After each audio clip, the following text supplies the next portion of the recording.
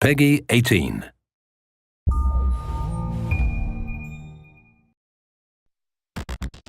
In 2001, a real-world exercise tested the emergency response to a bioterror attack on the continental United States. The operation was called Dark Winter. Within just a few days, the simulation spiraled out of control. The operation predicted a rapid breakdown in essential institutions, civil disorder, and massive civilian casualties. Dark Winter has revealed how vulnerable we've become. Our lifestyle, our security, our safety depends on a delicate and unstable economy. We've created a system so complicated that we no longer understand how to control it. Oil, power, shipping, transport. We live in a complex world. And the more complex it gets, the more fragile it becomes. The system is built on a global supply chain that gets things where they're needed, just in time. We've created a house of cards. Remove just one, and everything falls apart. And what's fueling this system? Money. Americans can spend $90 billion in a single day of shopping.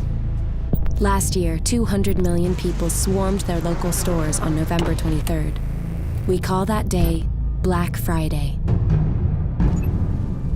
Did you know that a flu virus can survive on the surface of a banknote for up to 17 days? One day there will be a pandemic. It could begin during the crush of Black Friday sales. A pathogen will jump from tainted banknotes to human skin, onto food, toys, children, and loved ones.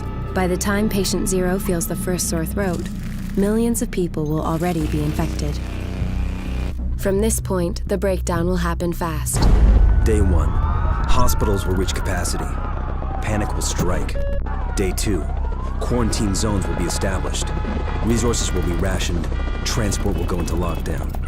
Day 3, international trade will stop. The oil will dry up. The stock market will collapse.